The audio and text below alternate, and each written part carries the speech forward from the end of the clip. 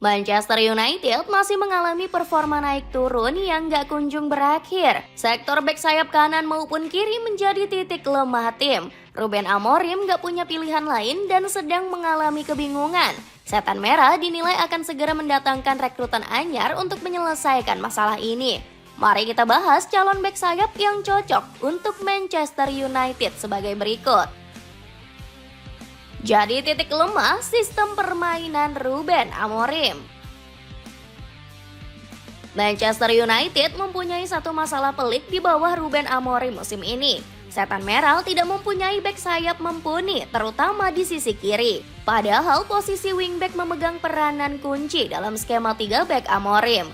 Pemain yang ditempatkan di posisi ini wajib dibekali kemampuan fisik serta visi menyerang dan bertahan yang sama baik. Sejauh ini, Amorim paling sering memainkan Patrick Dorgu dan Diogo Dalot. Keduanya sudah dicoba bergantian tapi selalu gagal menunjukkan performa terbaiknya. Bukannya membuat kagum, penampilan Dalot dan Dorgu justru sering bikin fans naik pitam. Mulai dari crossing asal-asalan, pengambilan keputusan yang salah kaprah hingga blunder saat bertahan.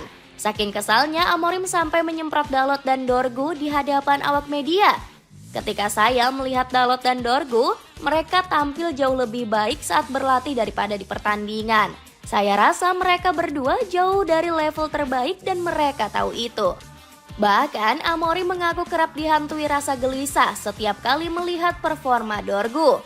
Anda bisa merasakan kecemasan setiap kali Patrick menyentuh bola.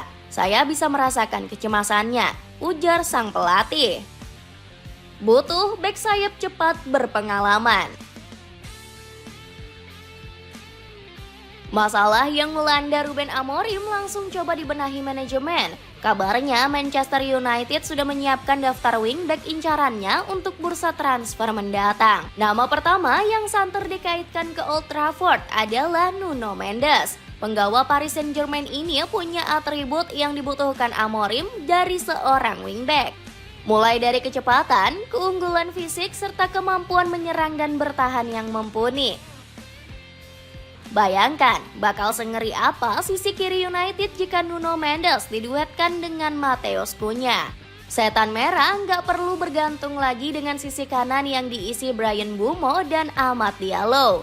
Transfer ini punya potensi terjadi karena Nuno Mendes dikabarkan rindu dilatih Amorim. Keduanya sempat bekerja sama saat meraih kejayaan di bawah naungan Sporting CP. Namun yang menjadi kendala saat ini hanyalah bandrol sang pemain. Mustahil bagi PSG untuk melepas salah satu pilar andalannya dengan harga murah. Apalagi pemain 23 tahun ini masih punya kontrak panjang hingga 2029 mendatang. Sebagai alternatif, Setan Merah bisa membidik Alejandro Balde yang juga menunjukkan potensi bersama Barcelona. Bidik pilar sedang naik daun. Perburuan wingback Manchester United tidak hanya bertumpu pada pemain bintang semata. Pasalnya, klub yang bermarkas di Old Trafford ini juga membidik alternatif murah yang sedang naik daun. Salah satu nama yang cukup diperbincangkan ialah pilar AS Roma, Zaki Çelik. Pemain asal Turki ini cukup kuat mempertahankan penguasaan bola dan lihai melepas tackle ciamik. Secara harga, dirinya juga cukup murah karena kontraknya bakal habis di musim panas 2026. Selain Çelik, The Red Devils juga membidik Tyrick Mitchell dari Crystal Palace. Pemain 26 tahun ini dinilai sebagai opsi terbaik jika gagal mendatangkan Nuno Mendes ataupun Alejandro Balde. Selain karena kemampuannya, kualitas Mitchell juga sudah terbukti di Liga Inggris. Berbeda dengan nama-nama tadi yang masih harus beradaptasi lagi jika diboyong ke Old Trafford. Kebijakan transfer inilah yang kerap digaungkan Ineos sejak awal musim lalu.